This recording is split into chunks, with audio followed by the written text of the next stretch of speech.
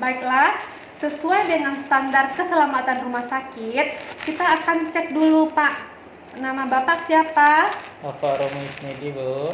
Tanggal lahir Bapak? 19/01/75, Bu. Baiklah. Nah, sambil kita menanyakan ke pasien, kita sambil mencek di gelang pasien yang ada pada tangan pasien.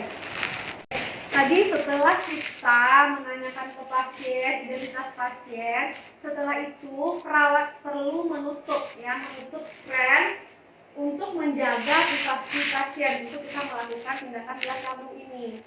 Seperti itu.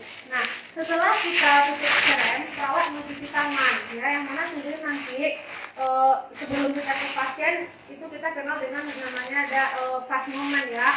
Salah satunya sebelum kita ke pasien kita harus mencuci tangan. Nah, sekarang langkah selanjutnya kita akan cuci tangan terlebih dahulu. Pada saat kita melakukan tindakan ke pasien, semua perhiasan baik itu jam tangan harus kita lepas terlebih dahulu.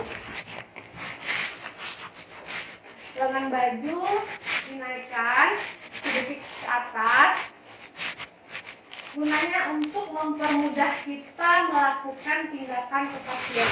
Nah, sekarang baru kita akan cuci tangan terlebih dahulu. Caranya mengambil hand rub ini cukup dengan punggung tangan. Nah, kita melakukannya ada 6 langkah. 1, 2, 3, 4. 1, 2, 3, 4. 1, 2, 3, 4. 1, 2, 3, 4. 1, 2, 3, 4. 1, 2, 3, 4. 1, 2, 3, 4. 1, 2, 3, 4. 1, 2, 3, 4. Nah, yang perlu kita ketahui, kalau menggunakan hand rub, waktunya itu 20 sampai 30 detik, ya. Kalau kita menggunakan hand wash atau air mengalir, waktunya adalah 40 sampai 60 detik. Itu yang harus kita pahami. Baiklah, setelah kita mencuci tangan dan tadi tangan kita sudah steril, ya, sudah bersih, ya. Selanjutnya kita akan memasang perlak di bawah kepala pasien sampai sebatas bahu. Nah, kita pasang ini, kita pasang perlak. Prinsip dari kita melakukan tindakan ini adalah kerapian. Kita pasang dari sisi yang terdekat perut ini sampai yang ujung. Oke. Setelah kita pasang perlak, kita akan mengatur posisi pasien itu lateral kiri atau miring ke kiri. Nah, jangan lupa untuk kita berkomunikasi. Setiap tindakan apa yang kita lakukan ke pasien, kita harus berkomunikasi apabila pasiennya sadar. Baiklah Bapak, maaf ya Bapak, apakah Bapak bisa miring ke kiri? Kita akan atur posisi pasiennya lateral kiri. Seperti ini contoh posisi lateral kirinya. Oke, nah setelah kita atur posisi, maka kita akan meletakkan handuk di dada pasien. Kita letakkan handuk.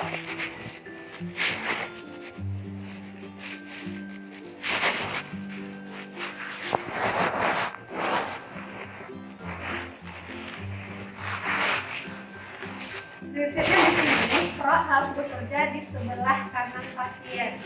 Nah, setelah kita letakkan handuk, maka langkah selanjutnya adalah kita memakai sarung tangan. Sarung tangan yang kita gunakan adalah sarung tangan steril. Penggunaannya sesuai dengan tangan kita, ini nanti tergantung ukurannya. Yang pertama kita buka.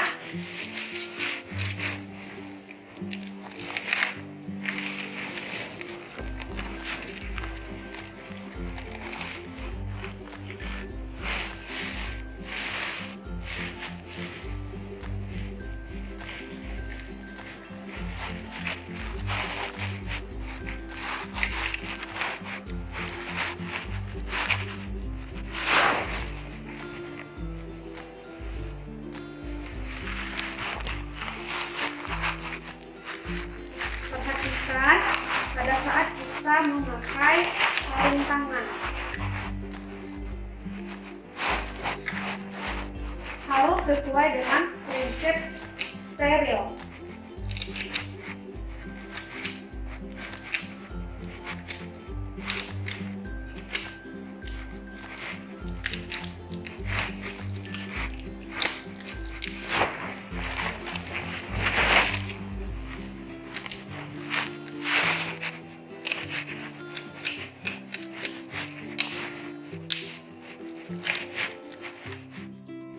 Oke, baiklah. Sekarang tindakan kita yang pertama adalah memasukkan selang NGT ke lambung pasien, ya. Dari mana kita masukkan? Tentunya dari hidung, ya, kita masukkan.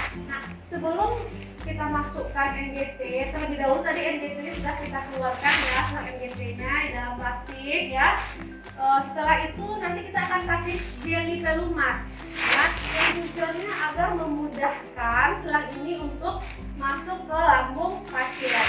Oke, baiklah, kita sekarang akan kasih jelly pelumas, yang mana jelly pelumas ini sudah ditaruh di tempatnya, ya. Tangan kita tadi steril, ya, tapi kita harus menggunakan prinsip steril. Ini boleh kita pakai tangan atau boleh kita masukkan, ya. Kita pakai jelly pelumas kira-kira 10 cm, ya. Nah, setelah kita pakai jelly pelumas, kita akan memasukkan selang NGT ini perlahan-lahan, ya, ke dalam lambung pasien. Tapi terlebih dahulu kita ukur dulu, ya. Kita ukur dulu panjangnya, ya. Bagaimana cara mengukur panjangnya? Yang pertama bisa kita gunakan dari telinga ke hidung pasien. Setelah itu kita lihat batasnya dari hidung tadi. Ini sama prinsipnya seperti kita memasang NGT. Kita ukur dari sini ke prosesus sifoideus, ya. Kita tandai, ya. Di sini 45 cm, ya. Itu cara yang pertama. Atau ada cara yang kedua, yaitu dari os frontal ke prosesus sifoideus, ya. Prinsipnya selang tidak boleh mengenai bagian muka atau permukaan kulit dari pasien, ya, karena ini steril. Oke. Setelah itu kita akan memasukkan perlahan-lahan. Oke, kita masukkan selang perlahan-lahan. Sama, ya, seperti kita memasukkan NGT. Jangan lupa tandai batasnya. Oke. Pak, saya memasukkan selang NGT, ya, Pak. Nanti silahkan ditelan, ya, Pak. Disuruh pasiennya untuk menelan sambil kita memasukkan selang NGT. Telan, ya, Pak.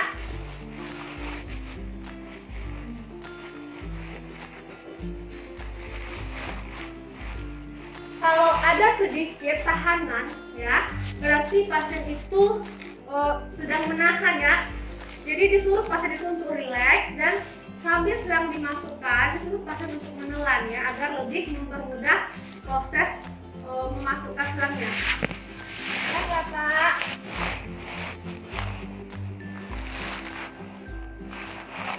Telan, ya, Pak. Oke.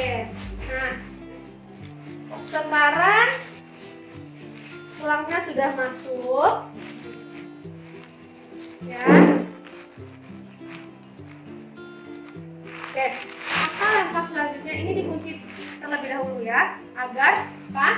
Agar udara tidak masuk ke dalam selang ini, ya. Tadi kan selang NGT sudah terpasang ke pasien. Sekarang kita akan menguji apakah benar selang NGT ini masuknya ke lambung atau ke paru-paru pasien, ya. Nah, untuk pengujiannya itu ada 3 cara yang kita lakukan. Yang pertama, terlebih dahulu kita buka ya tadi spat 50 cc. Nah, kita masukkan udara sekitar 10 cc ke dalam selang NGT ya. Sambil kita menggunakan stetoskop untuk memastikan apakah benar selang ini masuk ke lambung pasien. Oke. Kita dengarkan. Seharusnya ini dimasukkan ke dalam telinga kita ya, stetoskop ini. Nah, setelah itu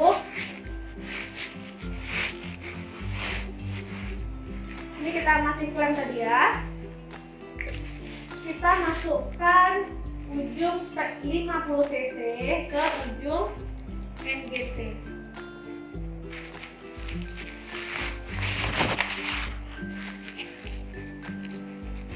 Oke, setelah kita masukkan, nah kita akan menguji apakah benar NGT ini masuknya ke lambung.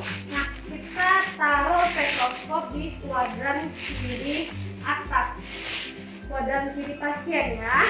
Nah, mana posisi kirinya? Sebelah sini ya. Nah, setelah kita taruh stetoskop, lalu kita tekan ya, kita masukkan udara yang sudah ada 10 cc di dalam spat ke dalam ini. Nah, apabila sudah terdengar bunyi bros seperti itu, berarti NGT sudah tepat masuk ke lambung pasien ya. Oke, itu cara yang pertama. Kita buka stetoskop. Cara yang kedua, ini kita buka ya terlebih dahulu. Catnya kita taruh lagi di sini. Ini ada wastafel kecil yang berisi air matang ya. Ini cara yang kedua untuk melakukan pengetesan apakah selang tersebut masuknya ke lambung. Ini wastafel sudah diisi air matang ya. Nah, kita rendamkan selang di dalam baskom yang telah berisi air ini ya. Apabila tidak terdapat gelembung, berarti NGT atau selang NGT ini tepat dia masuk ke lambung. Nah, bagaimana kalau ada gelembung? Berarti itu tidak tepat NGT-nya masuk ke dalam lambung. Nah, bagaimana cara kita kalau tidak tepat? Berarti kita harus keluarkan lagi selang NGT-nya ya, dan masukkan kembali selang NGT sampai benar-benar dia masuk ke lambung. Oke. Nah, itu cara yang kedua. Cara yang ketiga, kita ambil lagi nah, kita tarik kira-kira 10 sampai 20 cc ya, jangan terlalu banyak. Cairan lambung kalau sudah berwarna kekuning-kuningan atau kuning hijauan, berarti itu tepat selang masuk ke lambung. Oke, setelah 3 langkah tersebut kita lakukan, kita akan melakukan bilas lambung ya.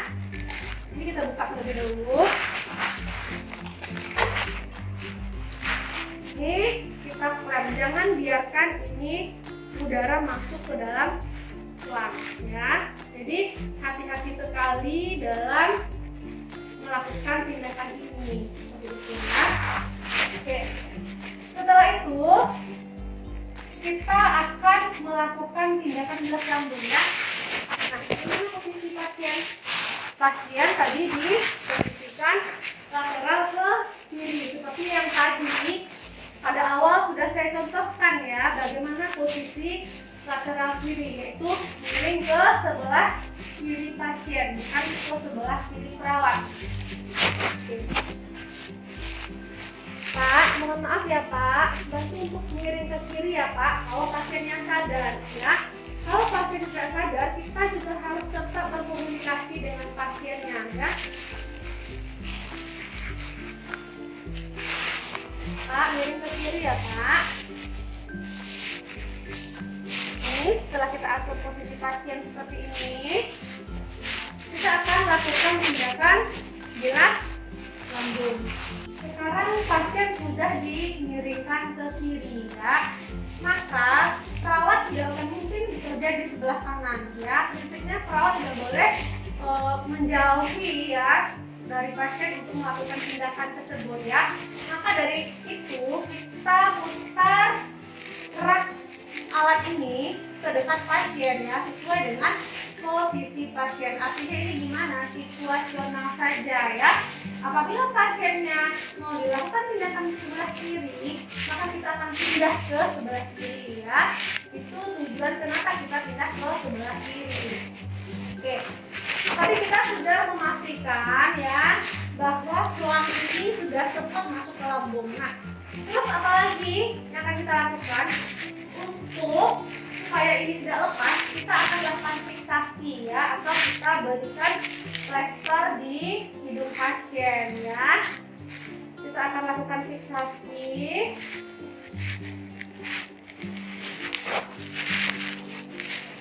untuk supaya selangnya tidak akan lepas pada saat kita melakukan tindakan bilas lambung. Oke, kita lakukan fiksasi ya. Kita gunting plester, pakai gunting plester. Setelah itu kita akan fiksasi ya.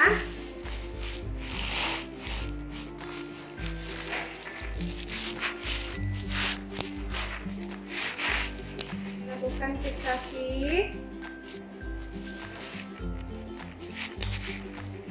pada selang, pada selang NGT.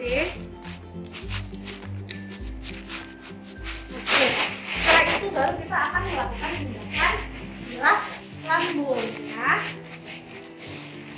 Yang pertama kita ambil cairan NaCl sekitar 200 sampai 300 cc, yang mana nanti cairan ini akan kita masukkan ke lambung pasien melalui selang yang ini, selang NGT. Ya, kita ambil ya, bertahap ya, karena kita menggunakan step 50 cc.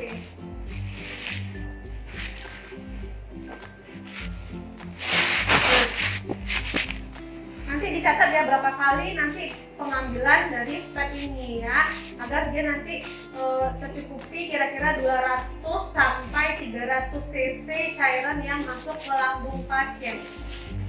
Ini kita buka ya. Kita lakukan bilas lambung. Kita masukkan. Ya. Setelah selang ini dimasukkan, kelarnya dibuka lagi ya.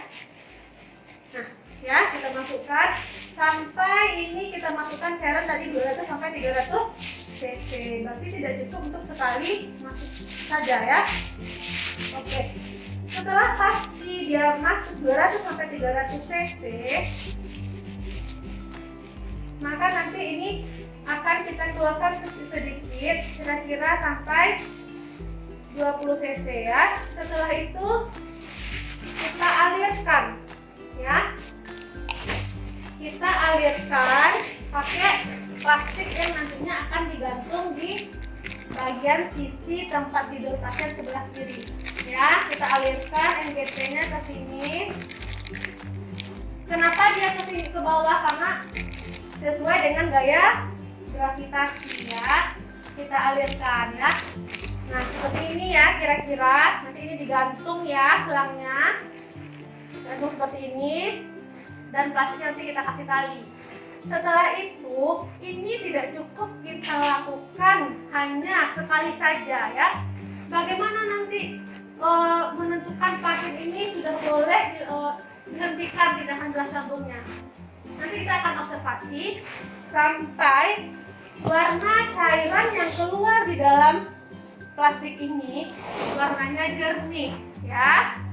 Nah, dengan arti kata berarti itu sudah boleh kita hentikan melakukan tindakan bilas lambung ya. Ini digantung.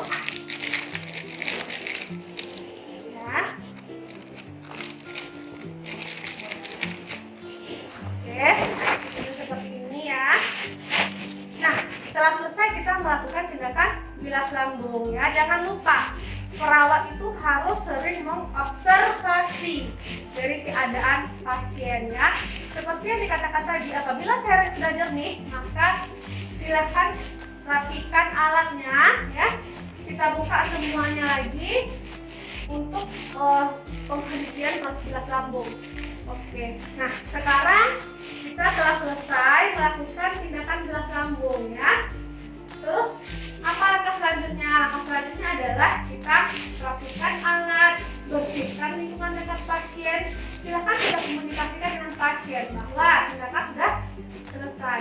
Baiklah Pak, tindakannya sudah selesai ya Pak kita lakukan. Jadi sekarang kita lihat dulu ya Pak, cairan yang keluar dari lambung Bapak. Apabila cairan sudah jernih, baru nanti bisa kita cabut gelang pada hidung Bapak ya Pak. Nanti kita akan observasi ya Pak. Oke, untuk sekarang silakan Bapak istirahat dahulu ya, sambil perawat nanti akan mengobservasi cairan lambung Bapak. Sekian saja tindakan bilas lambung, dan jangan dilupakan untuk dokumentasi keperawatan. Baiklah, assalamualaikum warahmatullahi wabarakatuh.